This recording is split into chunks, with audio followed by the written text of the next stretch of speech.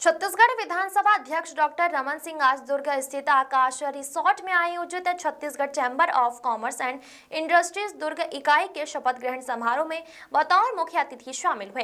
कार्यक्रम की अध्यक्षता स्कूल शिक्षा मंत्री गजेंद्र यादव ने की। इस अवसर पर डॉक्टर सिंह ने नवनिर्वाचित अध्यक्ष अनूप गटागट सहित पदाधिकारियों को शपथ दिलाई और चैम्बर के कार्यों की सराहना की। डॉक्टर सिंह ने कहा कि चैम्बर ऑफ कॉमर्स राज्य सरकार और व्यापार जगत के बीच एक मजबूत पुल की तरह कार्य करता है। उन्होंने बताया कि प्रदेश में लागू नई उद्योग नीति 2024 से व्यापारी निवेश और रोजगार के क्षेत्र में वृहद संभावनाएं खुली हैं। डॉक्टर सिंह ने कहा कि जीएसटी 2.0 देश की अर्थव्यवस्था के लिए महत्वपूर्ण सुधार साबित हुआ है। पहले जहां जीएसटी के 4 स्लैब 28%, 18%, 5% और 40% थे, अब वही इसे घटाकर 2 प्रमुख स्लैब में परिवर्तित किया गया है। उन्होंने बताया कि कैंसर और प्राण रक्षक दवाओं पर 0% कर दिया गया है, जबकि टीवी, फ्रिज और घरेलू उपकरणों पर टैक्स दरों में कमी से उपभोक्ताओं को राहत मिलेगी।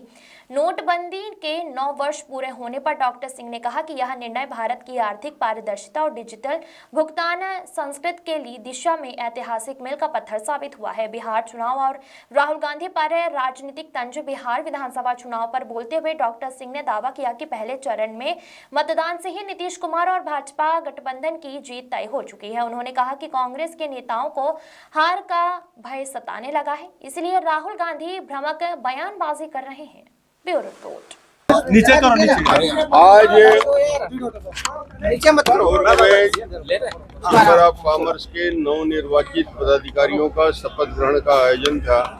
सतीश जी स्टेट के प्रेसिडेंट चैम्बर ऑफ कॉमर्स, तो सभी पदाधिकारी थे और यहाँ की दुर्ग के अध्यक्ष जी को, गटागट जी को और उनकी पूरी टीम को आज शपथ दिलाई गई।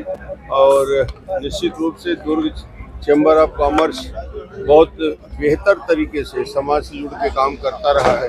वो चाहे कठिन परिस्थितियां हो, कोविड का काल हो या अन्य समय भी गरीबों के लिए सेवा का भाव इनके मन में है। मैं इनकी शुभकामना देने आया था कि चैम्बर और अच्छे से काम करे और दुर्ग जिले में व्यापार व्यवसाय बढ़े। जीएसटी रिफॉर्म और स्वदेशी को जीएसटी 20 जो आया है वो चमत्कार है देश के लिए। 4 स्लैब हुआ करते थे, 28 का, 18 का, 5 का और 40 का, उसको 2 स्लैब में बदल दिया गया। जैसे ट्रैक्टर है, जैसे कैंसर की दवाई है, वो 5% से 0 में आ गया।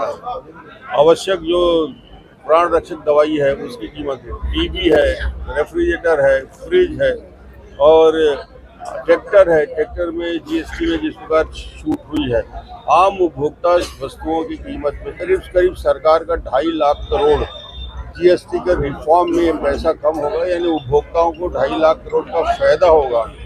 व्यापार भी बढ़ेगा, व्यवसाय भी बढ़ेगा और उपभोक्ता को फायदा भी होगा। ये 20 रिफॉर्म चमत्कार मोदी जी ने और फाइनेंस मिनिस्टर ने किया है। इसका एक दूरगामी परिणाम हिंदुस्तान की काम। डॉक्टर साहब आज पूरे हो गए सर। नोटबंदी तो एक नया अध्याय था, बंद हो गया और उसके कई क्षेत्रों में फायदे हुए। डॉक्टर साहब को कांग्रेस बीजेपी के एजेंडा बता रही है। नीतीश कुमार बनने जा रहे हैं, लेकिन भूपेश बघेल का करना है कि जिस प्रकार से वोट बढ़ा है, परसेंट बढ़ा है, महागठबंधन का सीएम बनने जा रहा है।